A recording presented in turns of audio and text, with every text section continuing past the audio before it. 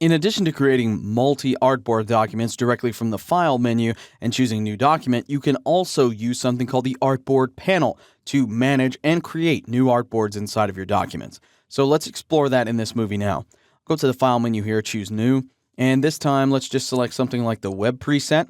And I'm going to make sure that everything resets. Only one artboard looks good. I'm not going to worry about the size right now. I'm just going to hit OK. Once I do that, that's going to create a brand new document for me, and I'll zoom out a little bit on this document using Command or Control minus. Then over here on the right-hand side, let's go ahead and open up the Artboards panel, which is directly beneath the Layers panel. So the Layers panel is here, Artboards right here. They both look very similar in appearance, but the artboard is probably going to be the bottom-most object. Once I click that and open it up, I'll click it out and drag it so that you can see it better, and I'll expand it out. Now, in the Artboards panel, this is where you manage all of the artboards much the same way you would pages inside of any other document. You can name the artboard by double-clicking on the artboard name. So in this case, it says Artboard 1. I can double-click that, and I could call this something like Home. So let's say this is a web page mockup, so we'll call it Home. And then I can create a new artboard by clicking right here. When I do that, you'll see, when I zoom out, another artboard has appeared over here to the right. And I could call this one About. Add another one and call it Store. Add another one and call it Contact. So all of those now correspond to different pages inside of this theoretical web layout that we have started creating. If I double click on any one of these, it takes me to that particular artboard.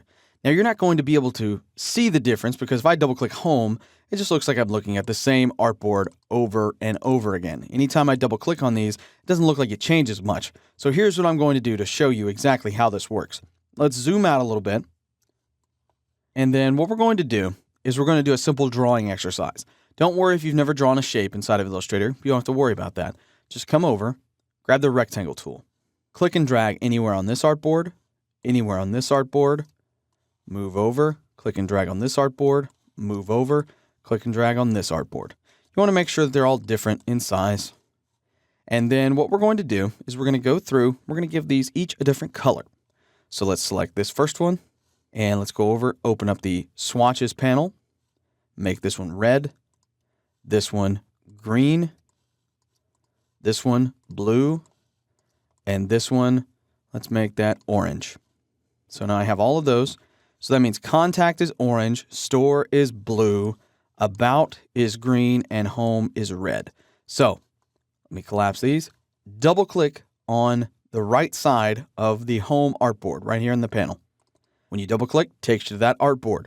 Same thing with About, Store, and Contact. So as you can see, you can easily navigate to all of these different pages or artboards in your document by double clicking their name inside of the Artboards panel.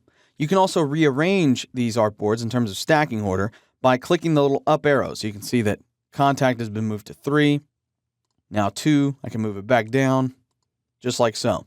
I can also click on this little panel drop down right here at the top right, and I can choose New Artboard, Duplicate Artboards, Delete Artboards, Delete Empty Artboards, or Convert to Artboards, or go to Artboard Options. Inside of Artboard Options, I can change the different presets of these artboards. I can also select whether or not they are in portrait or landscape orientation. You see how it changes live behind this dialog box as I make these changes. You can choose whether or not to show the center mark, whether or not to show crosshairs, whether or not to show video safe areas. All of that is able to be turned on and off from the Artboard Options panel. Once you're finished making changes in here, hit OK to commit, cancel to get out. In this case, I'll hit OK. And now I'll zoom back out and click away. You can kind of see that little center point that I did there. Let me move this so you can really see it. See that little crosshair there that indicates the center point. So now I can align my shape very easily to that point, making it easier for me to line things up directly in the center of my artboard. Now you'll notice that that little symbol didn't carry over to the other ones. Why not? Because I wasn't targeting them when I was inside of the Artboard Options. So for instance, if I double click on About, which is the green one, go to Artboard Options, then I can turn on the center mark for it. So each time you go in there, it's different depending on the artboard that you have selected. When I do that, there's the center mark, and I can line up there. Now, of course, that's a smart guide, that center point, so it's not easily seen because of the green of this one. Let me zoom out, and we can see all of my artboards and everything that we've changed so far. So, as you can see, the artboard panel is actually pretty cool. It does a lot of different things. And the final thing that I'll show you here is how you can use it to remove artboards. So let's say you have something you don't need anymore, like this contact artboard. I can just remove it. And let's remove the store as well. You'll notice when I remove the artboards that the artwork stays. So you can then go in and manually select these objects and delete them. And by the way, to select two objects at the same time, hold down the Shift key and click them.